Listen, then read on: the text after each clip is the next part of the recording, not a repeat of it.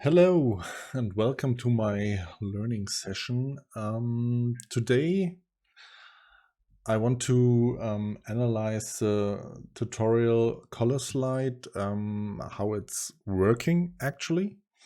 The last time I did the exercise of the level name, which was in my opinion very embarrassing that I didn't find out quick enough how it's done, how it has to be done. On a side note, I have a new microphone which I bought out of spontaneously. So if you like, you can give feedback if it is too loud or too the other way around. Yes, so let's start. Let's start Defold.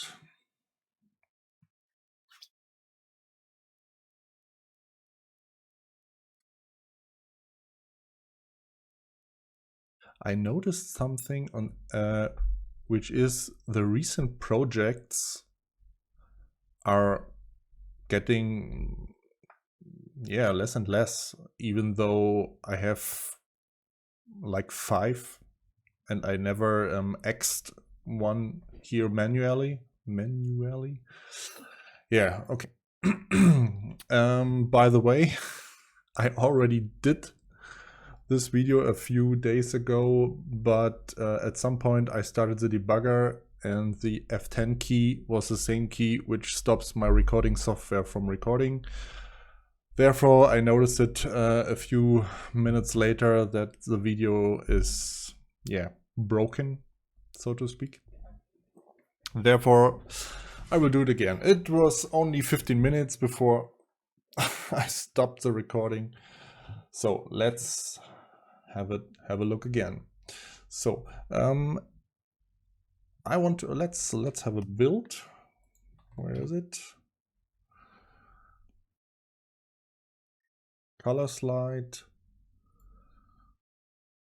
Everything works as expected. And okay, I already noticed that these little animations here are, if I remember correctly, not a GIF animation, which should be totally fine to have a yellow atlas with smiling and what is it, frowning? I don't know.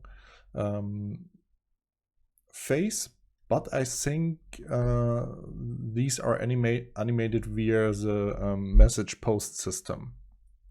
So this will be interesting for me at least. And let's go back. Yeah, everything else works as expected. So let's see how it entirely works.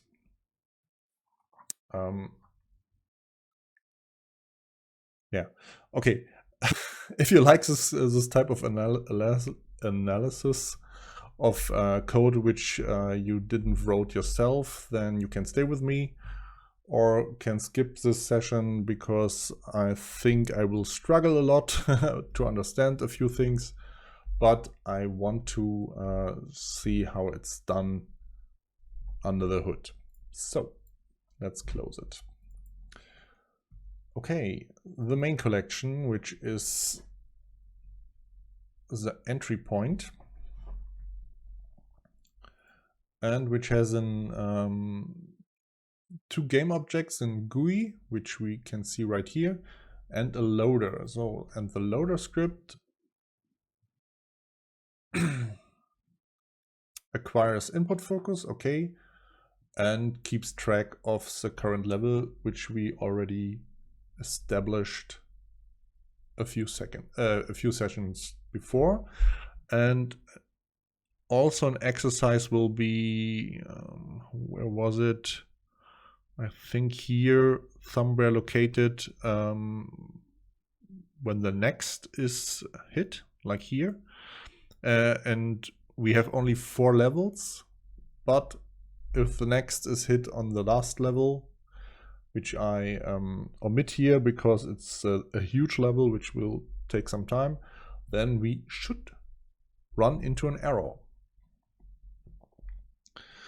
Yeah, so this here will at some point have to be a check if a level 5 on this in this instance is available, and if not, we maybe have to come up with you beat the whole game screen or something else. Okay, anyway, init, and on it does nothing else.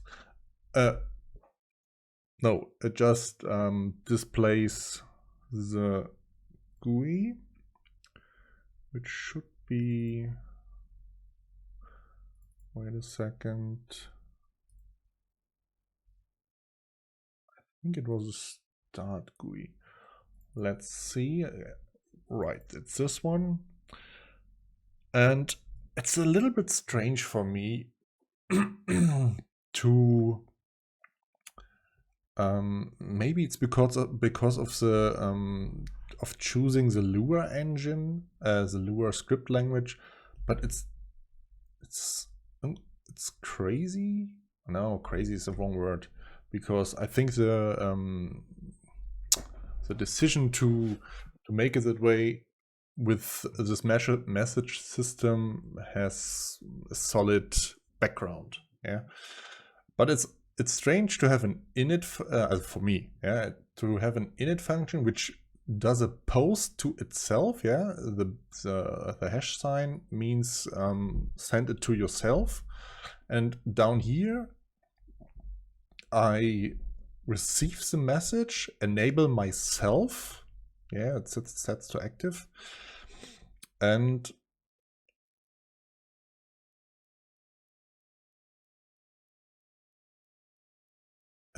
where was it? Okay, and enabling means it shows up, I think. Yeah, of course, the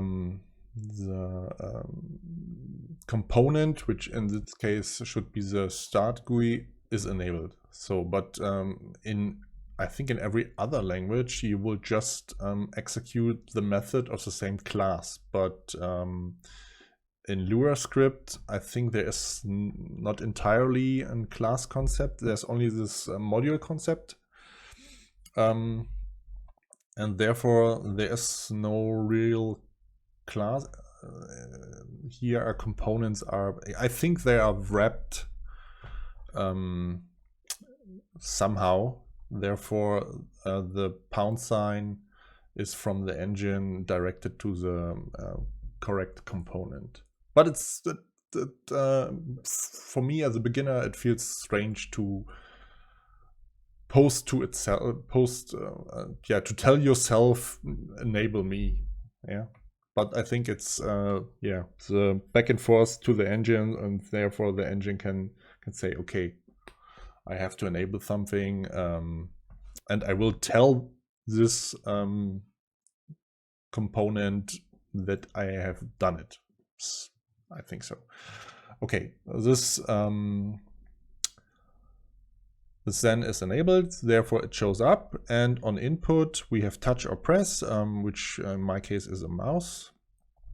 Let's have a build again, though, here, and the GUI system was a node system, I think, maybe like a DOM, which is known from websites, JavaScript, the representation of the website. So I also today I noticed I'm not using a headset, so I'm really interested if this recording goes well with sound input and output. All right, okay, the start node can be required via this method here, and this will post to itself again. Hide yourself. Yeah, the start menu, you are over. Go away and level select. show level select. So level select is this one here, which is the level select GUI with this script. So, and I think it was in one of the two last videos that I wondered why this one here, acquire focus input,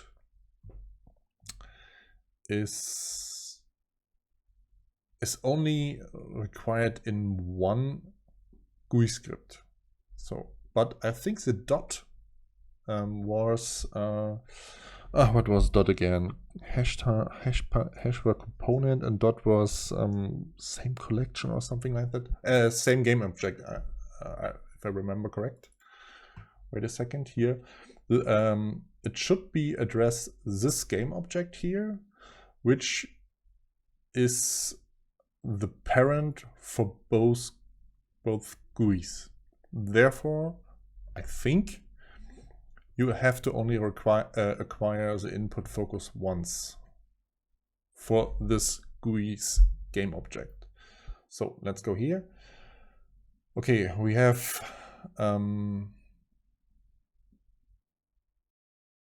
what? Why do we hide level select?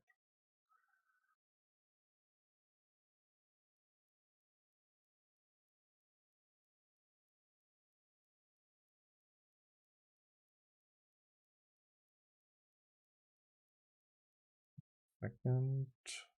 Okay. Okay, this one here is posting show level select. Of course. Okay, the initial state is don't show yourself. It was a bit.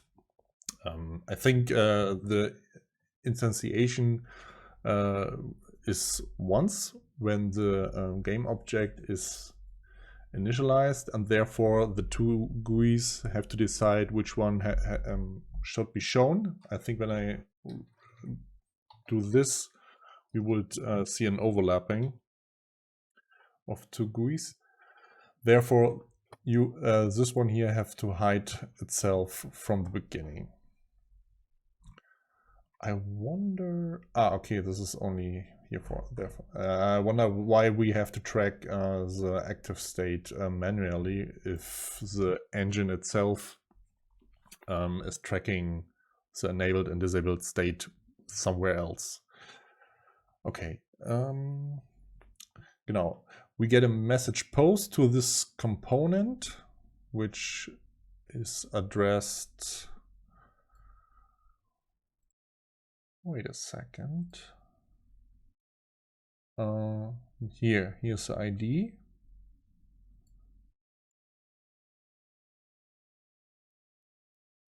I think I need for my experiments later better ID names. I don't know. Okay, and on message show level select, this one gets enabled and waits for input. So if we can get two types of input. One is back, which is right here, where we just switch these two GUIs once again. Yeah, hide yourself and start gets shown. And the next one is loading a level. 1, 2, 3, 4. And the reload. Wait a second. Okay, we hide this one here, and we tell the loader to load level n, which is 1 to 4. And I think it's performant enough for this. I wonder why there is no. Yeah. I think coming from different backgrounds, in my case, web development, and it's very hip today to have an event system. Yeah. And I would assume, yeah, that touching, clicking, whatever, a button would trigger an event, and this one event can be catched of some kind. But I also think this the Lua language here, or system, I don't know, makes it, or maybe in later exercises we will find out if an event system actually is available. Because here we have, in my opinion, some kind of polling system. No, polling is wrong. Polling is a constant thing, which occurs all the time. In here we have an, this is some kind of input. Yeah, of course. But it would be more suitable, I think, if the node which executed or triggered this event would be given. Therefore, we wouldn't have to find it in an array hash map of nodes. But anyway, we know that we have 1 to 4 nodes per screen, and this time we only have 4. Therefore, we have a for loop from 1 to 4, and look if the node was picked, which is okay. Here is we get each GUI node, just a reference, and check if this node was picked. Okay, if so, get to the loader script. So in the loader, we are still in the same game as the same collection, but loader script both have the ID loader, which means we load the loader component and tell it to load the level n. So let's go here. On message, we one of these messages has to be load level, which is this one, and no, that's not correct.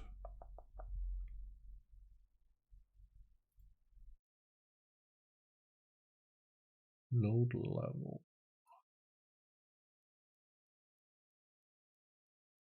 Here. I'm sorry.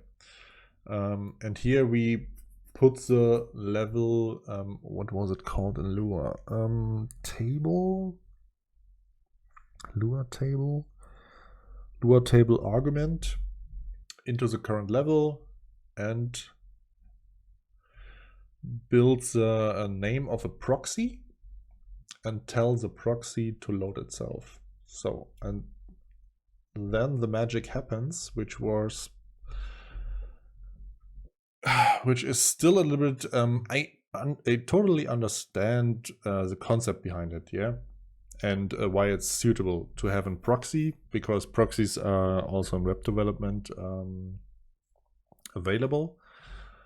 That you and one of the goals, if I remember correct, of the default language was to have a very, very low memory footprint, which is one of the reasons why I'm interested in Defold. Yeah, I hope it's very beginner friendly. I think it is, but the low memory footprint is one of the reasons I'm with this game engine.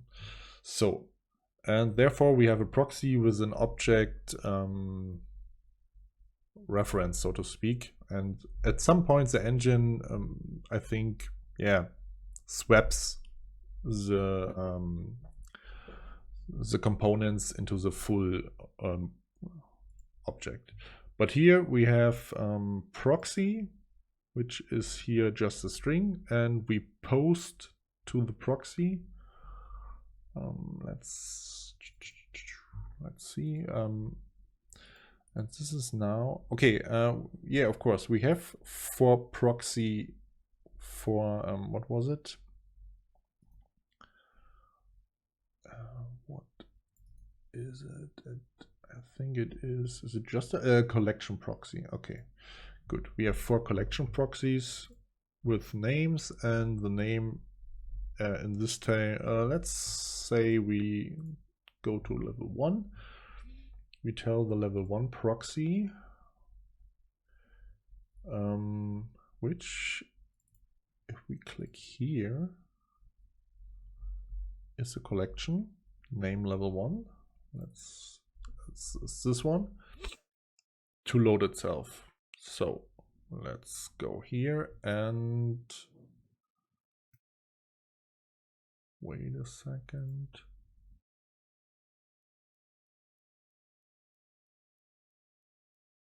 Yeah, this must be something.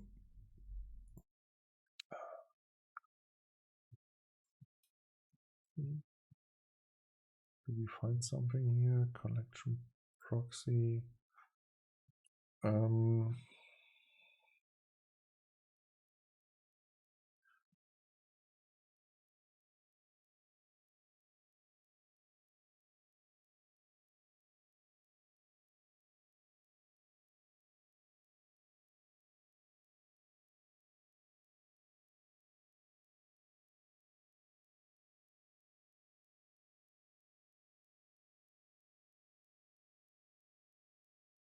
The proxy component will instruct the engine to allocate space for the new world. Okay, that's fine. A separate runtime physics world is also created and all the game objects in the collection blah blah blah instantiated. The new world gets its name from the name property in the collection file. In this example, it is set to my level. The name has to be unique. If the name set in the collection is already in use, there will be an error. So let's go back here. This is a collection. Here's the name. So we have level 1. So this should be the loaded root or something. So, and let's find here. We have 2 objects, and a board and a level. Brick factory, a new GUI, which I think is not that interesting. That level UI, where is it? Here. Let's see on input. Okay, if we get back, we will show the level select and unload level. Okay, here's something new. This is a little bit tricky, yeah? I found out last time. Defold looks like something is the default object, which sounds like an engine thing or something. But if I go here, where was it? This collection here had the name default, and I think this one is referenced in this here. I think when I will call it main, like main collection, yeah, this one would be much more makes sense. So let's see, a loader in the main collection, which would be here. So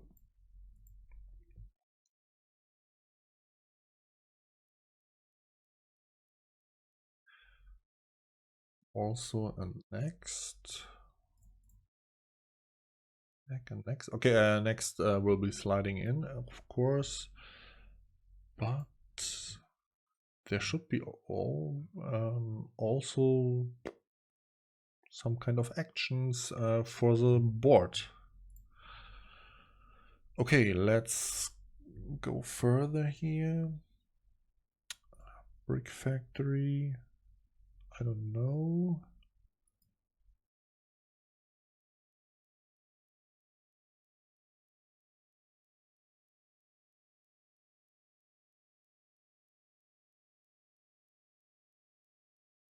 Space was what is available. And this setup layer seems to use a very simple method to set up the smiley faces.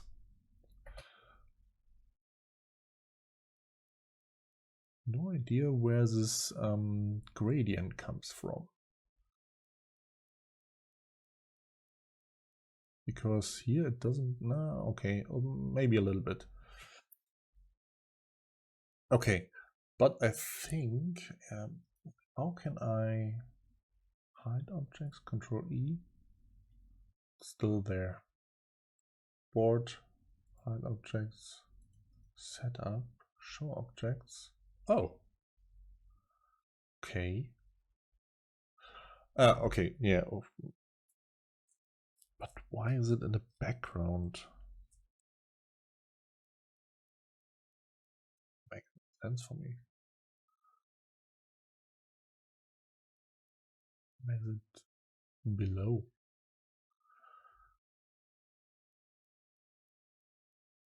Board has a Z index of 0. Both have 0.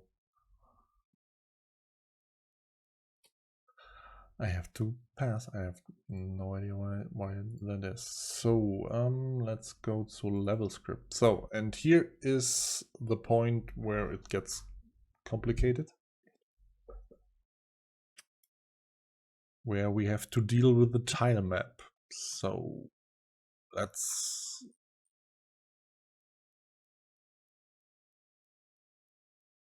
very windy here today in the evening. I hope this building will stay. Okay, let's go here again. Brick factory.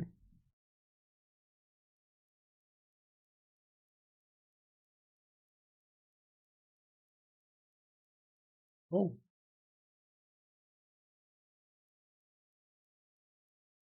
Here's it what I was telling you before.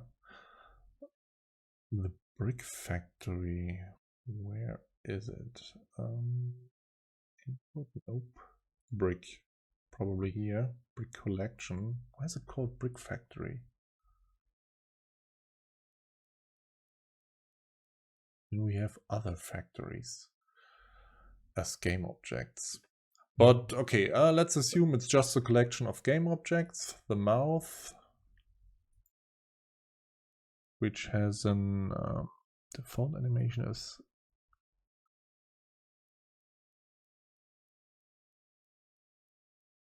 mouth open, closed happily.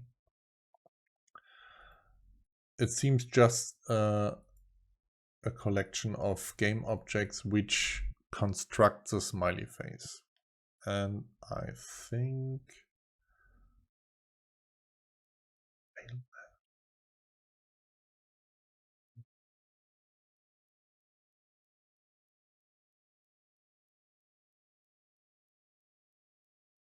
okay, let's go back.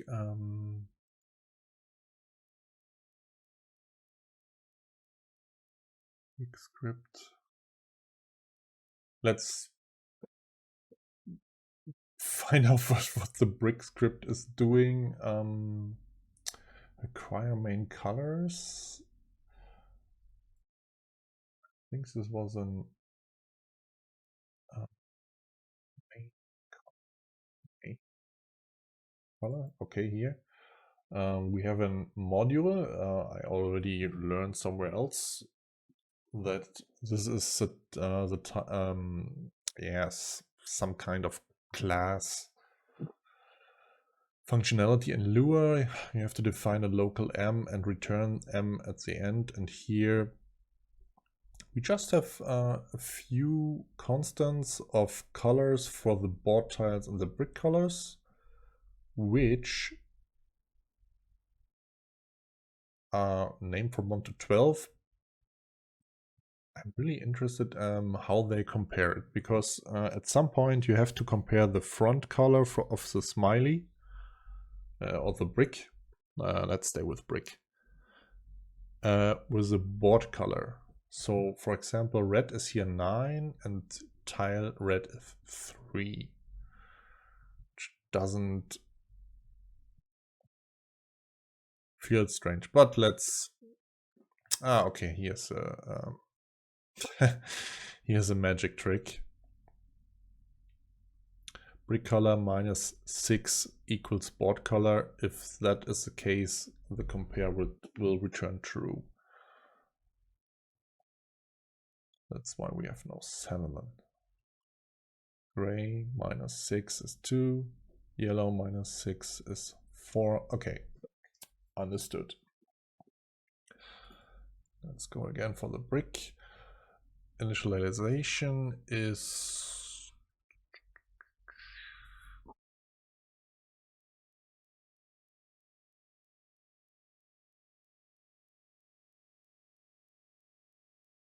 yeah, you have to learn what this means. This is usually some kind of array syntax in other languages, but it's assigned a hash inside of a table.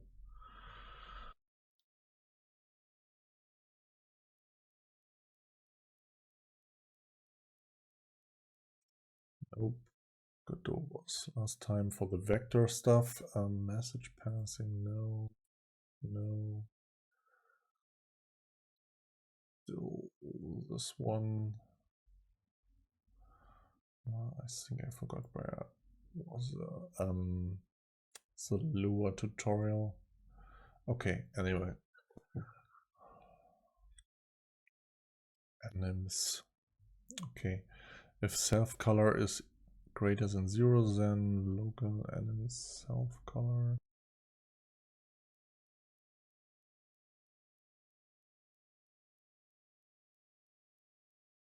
Hey, is the start of an animation.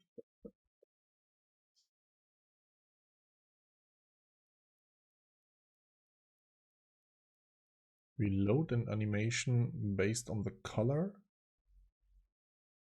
I think.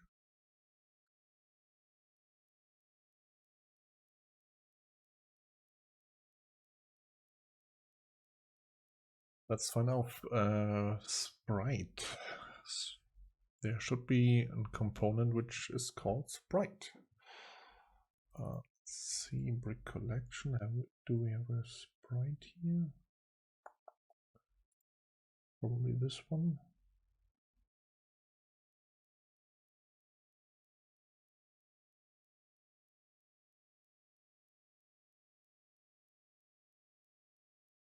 No, it should be in script.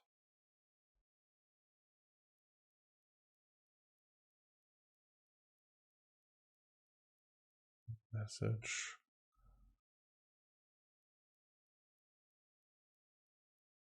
Okay. Or at least I think okay.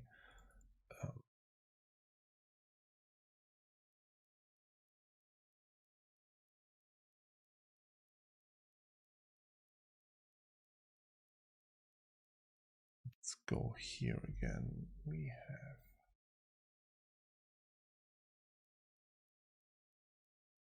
the brick script.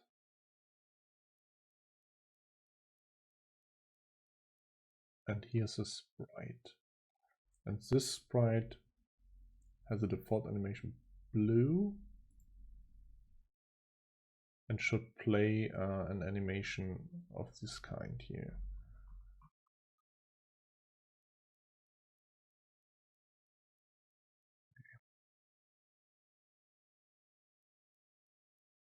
And someone is passing messages to the brick script with the name on correct color. Okay. I think we will see the board or some other script at some point post a message to the specific brick that it can be happy or angry. Angry is if the colors doesn't match, and happy will be if a red brick is placed on the red tile of the board. So face controller script set state like state equals state. Okay, face controller script. I don't know, maybe this one here. Where is the face controller? Face script. Let's see what we have here. A few dummy properties used as timers. Okay. Local variables, mini move, micro move, blink, look.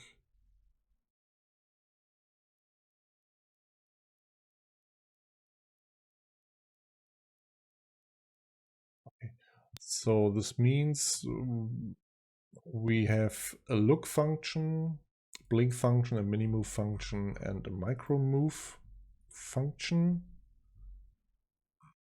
which are all handcrafted animations, I think, because we have a lot of play animation stuff here.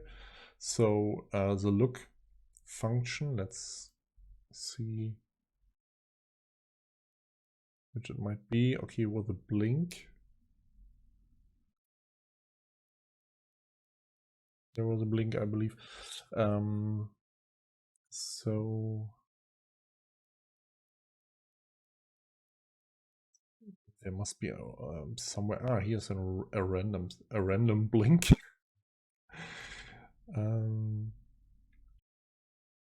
Yeah, it sounds very handcrafted to animate the left eye, the right eye, eyeballs,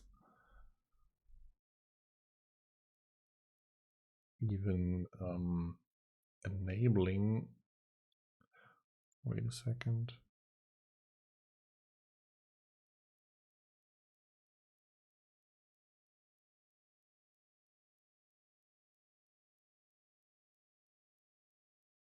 Ah, okay, the blink is is done by disabling the eyeball on the left.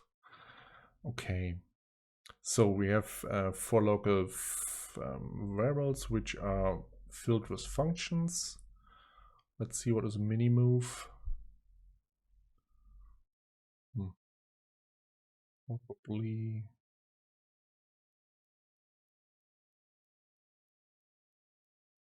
I think this one here. Just looking left and right. In it, state is angry because we assume that it's the beginning of a level, every brick is placed wrong, which is not always the case, because we see here the yellow one is and 2 blue ones are placed correctly. Therefore, parent every part of the face to the brick for easy animation. Oh, get ID brick. Okay, we have via post, message post, we tell the brick components who's boss. Yeah, to which brick they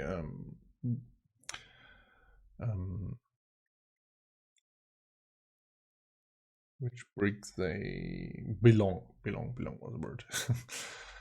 Okay.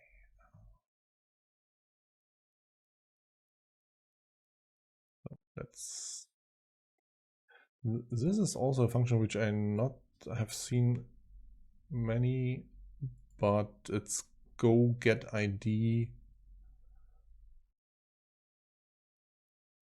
of I think of a game object which has the ID brick. It's probably some internal ID which is not brick. Okay, let's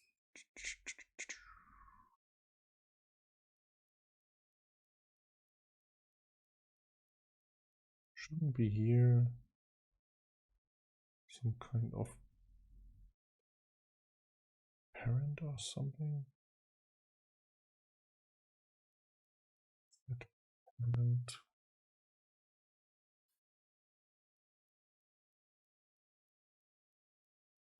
I can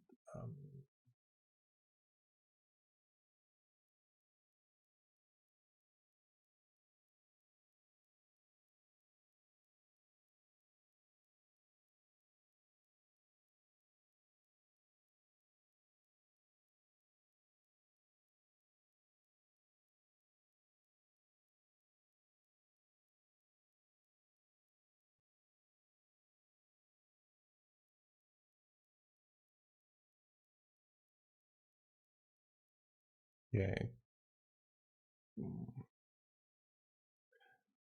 Maybe because everything is a node system somehow, or a game object system, we can set the game every parent.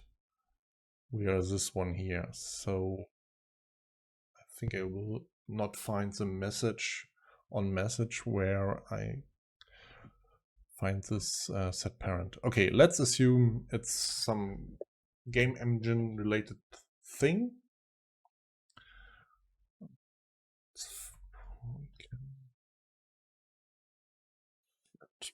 Parent. Set. Okay, it's also possible to alter an object's parent at runtime by sending a set parent message to the object. Okay. Message post, child being set parent, parent. Okay. This one here will. Yeah, okay. So, okay. We bound each of the face elements to the parent brick. Okay. And we tell ourselves again, let's do start. Okay, if we receive a start, then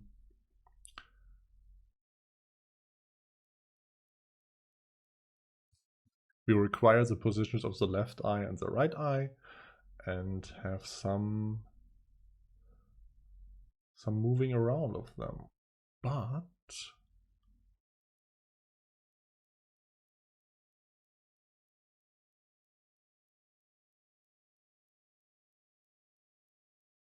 we call this one first. It gets animated.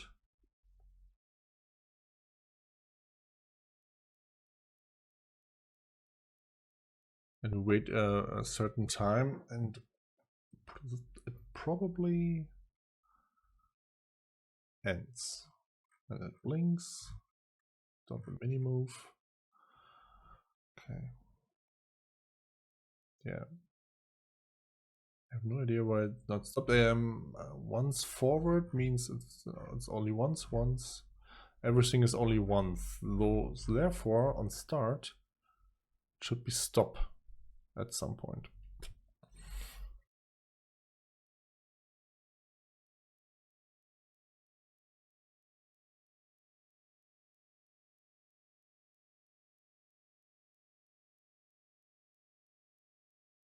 Oh, here's.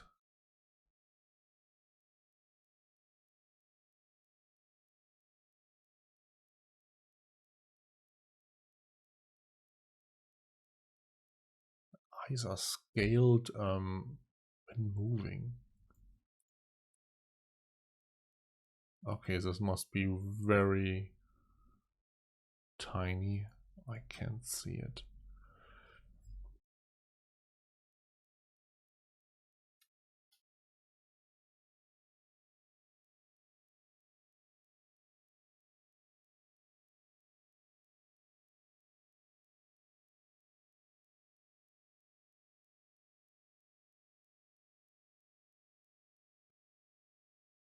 Start drag.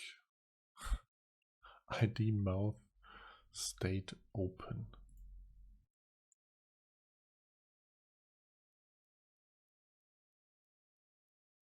You don't see an open mouth. Okay, let's don't bother. Yeah, and there's this tile map.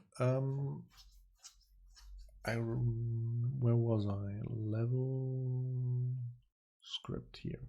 So I was earlier here, and this one at some point builds the level, which from the name should be this one here.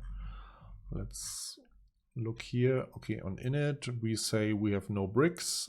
We completed this level, it's false, no, and we now populate the level.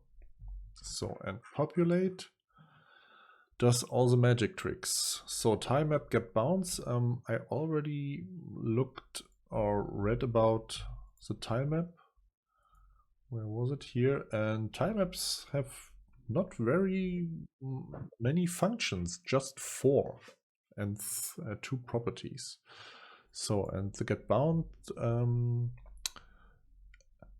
returns x and y and a width and a height. Okay. So, and when I remember correct, tile maps, where was it, are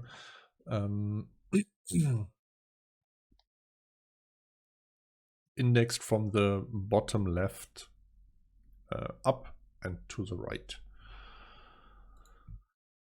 So now I will do it again and put a breakpoint here.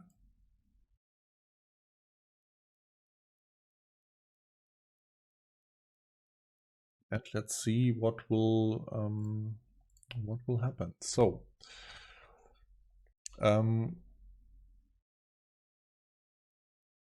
we have the current time map, which is I have forgot where. No, of course. The game object has tiles from the board, and we have a few numbers here. X and Y is 2 and 4, and the width is 3, and the height is 2. So the tile map object must know it's how wide and tall in pixels, I think, are these tiles, and therefore can calculate how much it has in it in the top and the right direction. Let's go here again. So we have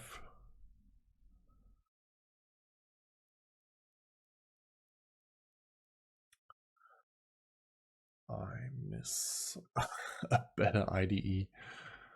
So where's my debugging? Yeah, how can I find it again? Level, no script here. Okay. X and Y is 2 and 4, but, and that's what I was looking for. When I go here,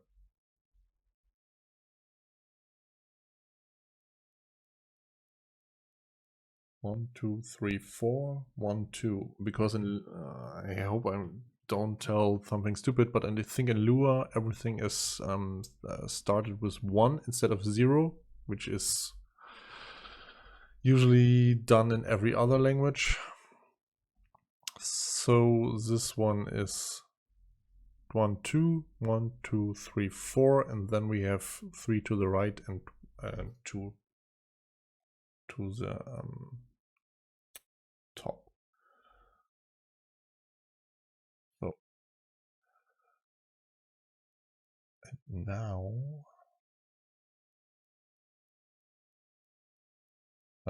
the board is built. Let's look here.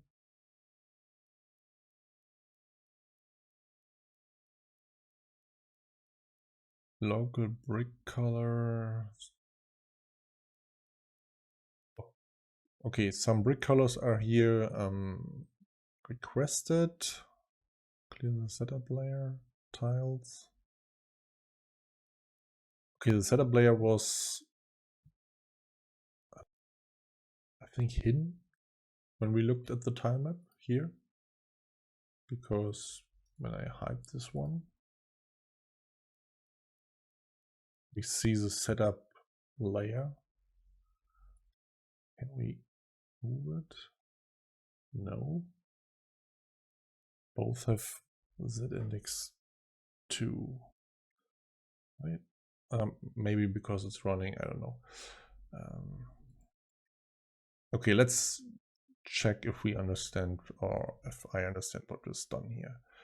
Okay, brick position, props. Okay, this was the thing I was not so sure about the last time. Okay, we have a props table. So brick color is greater 0. I wonder why this is always asked, because every brick color should be greater than 0. Maybe 0 is a default for an empty space, I am not sure. Then we add to the table the hash of brick with an object where color is brick color. Okay. So now collection factory, create brick factory, boop, boop, boop. Some ID. Store the root object brick for each instance.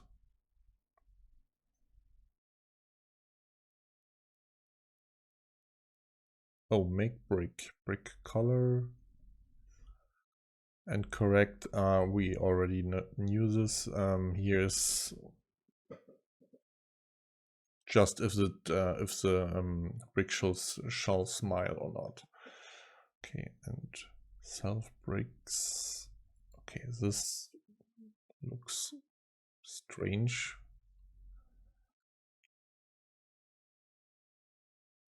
Usually I would assume something like this as a multi-dimensional array, but here it is.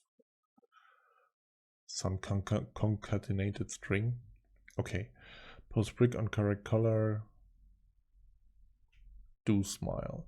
If brick color equals 0 and brick color is greater 0, brick color and bot color, then it's an empty slot. Okay, that means it's an empty slot. Okay, I still cannot click on the function name. Okay, make brick is game object is brick go. Brick. Okay, the game object. Okay, here's just a Lua table is made, which is then stored in the bricks X and Y board setup. Okay. And where's make empty? Make empty slots. LRUDY neighbors. Okay. Empty neighbor. Okay, at some point we have to check if the brick can move to the empty neighbor. Brick position vmath vector 3. Okie dokie. So all correct. Just pairs. Looks like pairs is some kind of function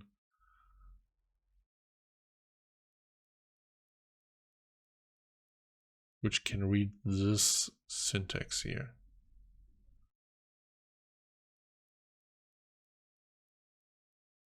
Nope. Wait a second. Default. Let's scroll to the bottom.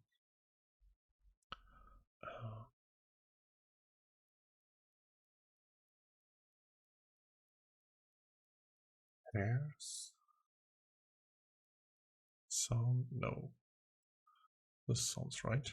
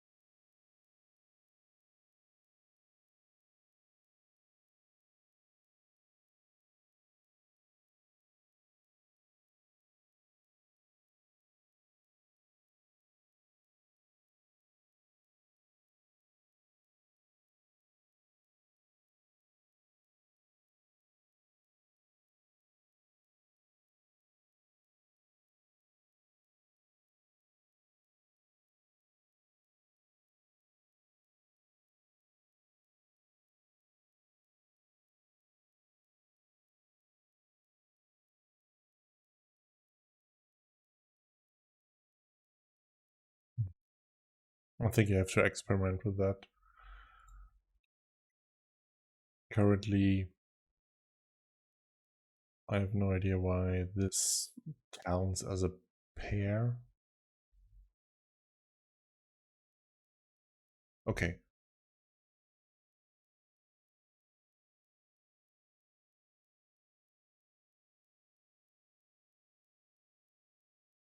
And bounce is if the board is completed. I think this will be called at the end. On input. Okay. I'm going to the 1 hour mark. I will see if I can finish it with a script here. Okay, on input touch, action breath, then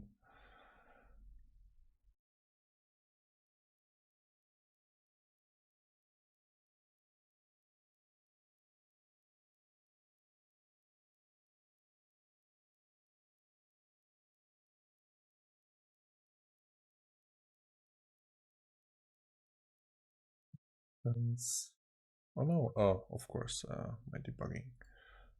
Let's over and let's end this, continue. When I click here, nothing should happen.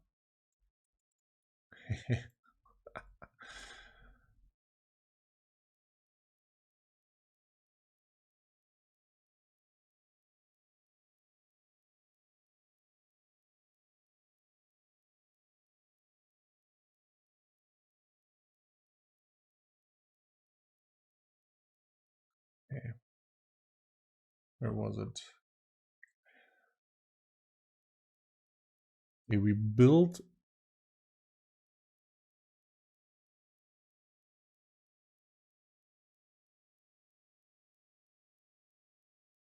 let's go here for okay. Step over 2 times, 3 times. So now we have an, yeah, so to say, normalized x and y, 3 and 5. Which was it here? So we have a brick of an ID 3, 5.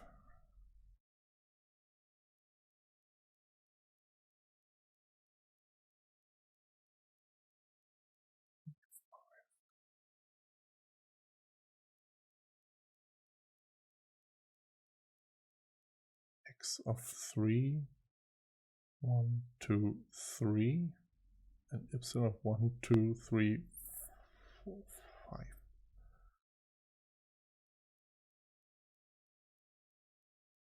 Okay.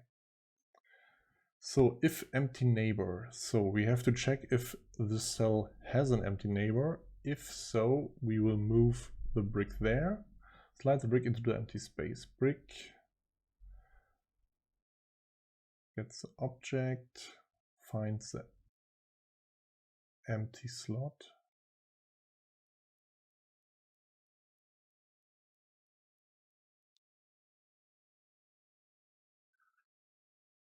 That's a moved brick.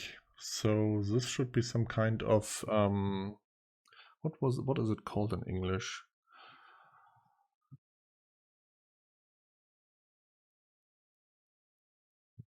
Not atomic operation, but transactional operation. Okay, I think it's a little bit much here, but it looks like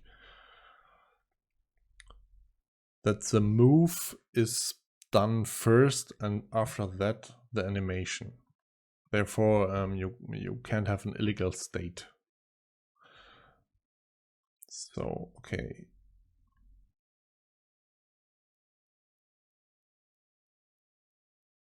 Yes, we're moving the brick. Make brick. Wait a second.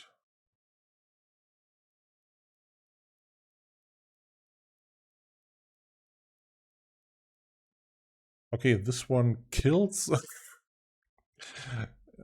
Yeah, it's something which you will not see as an animation, but internally it looks like the empty slot is gets the new brick, which was just an allure table, and the old brick position gets killed, nullified here. There's a new empty slot, therefore we build it, and now the animation, which is done with an animate once, and what was it, the target? Okay, from the old position to the new position, we animate two. Okay. Internally, I think we animate just one vector value, which is which was in my case the y-axis. But yeah, anyway, we go there, and if we complete it, we check if the color is correct. Okay. If all correct, then level completed. Then the window will move into place. Okay, let's continue here and stop it.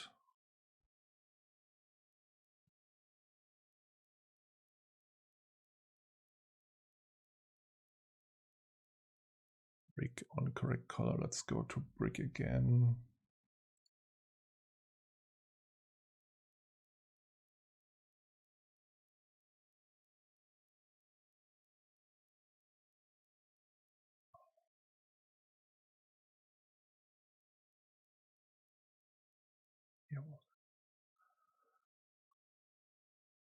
Where's the calculation again? Correct here. Colors compare.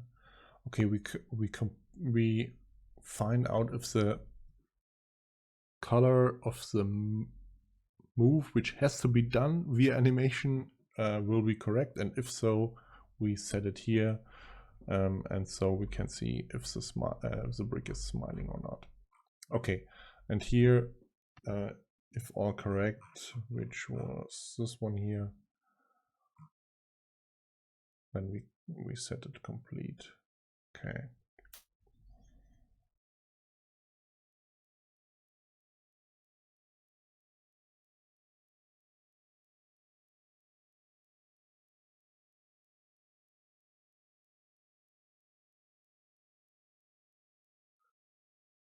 But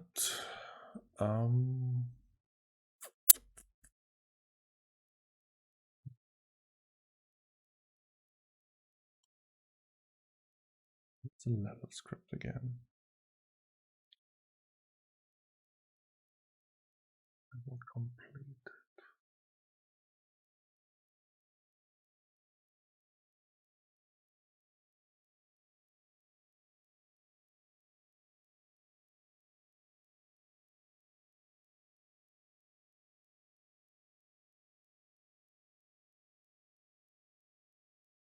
Okay. This one here, position X from 300 or 200 will be animated. Okay. Yeah, and then we just wait if next is hit. Yeah. Okay. Let's see if we missed.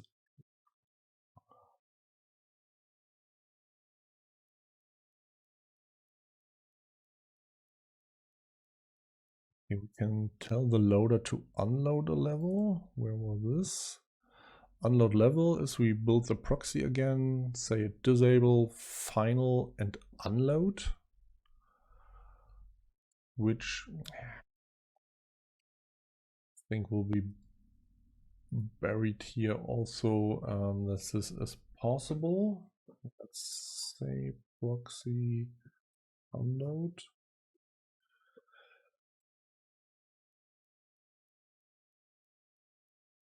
Used to load and unload new game worlds dynamically.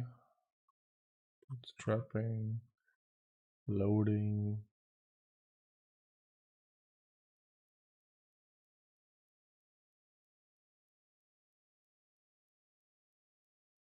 Final. What is final? Final. To unload the loaded collection, you send messages corresponding to the converse steps of the loading. Okay. Disable means telling the collection to disable all the game objects and components in the world. Sprites stop being rendered at this stage. Final. This message tells the collection proxy component to finalize all the game objects and components in the world. All scripts final functions are called at this stage. Okay. Therefore, if our game object scripts or whatnot have to, I think, save their state. Yeah, for example, if we have a level with many screens like in old adventures, and the one component should save a state, then we can, I think, do it in the final functions.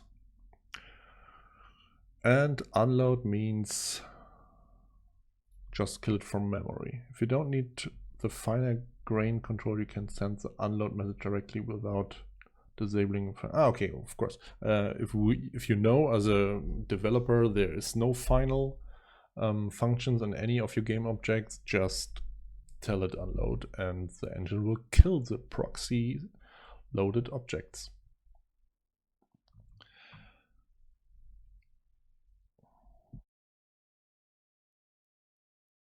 When the collection is finished, this message comes in. Let's see if we have this here. Proxy loaded, unload level, next level. Okay, I think we just don't care.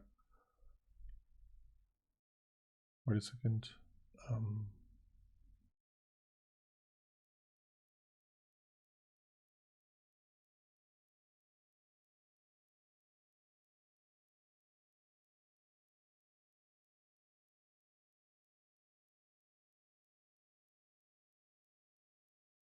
No, it seems we don't care for. Oh, wait a second. Hello. No. For this time. For this. Okay.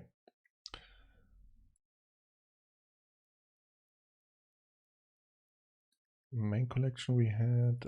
These are always the same. Bricks animation we had. Game input binding. Okay, and all the GUIs we had also. The last interesting part should be photo.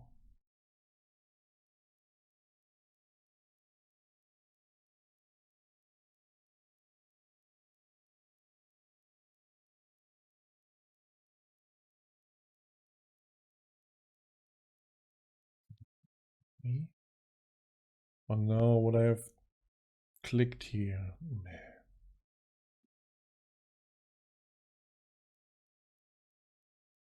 Oh boy.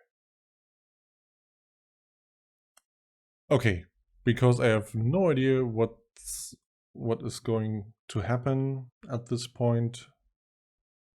This extension looks like from Affinity Photo, which is also an application which I have, but I have no idea why the IDE is now doing something which I have no control of. And before everything crashed, I will leave this here and say, yeah, goodbye.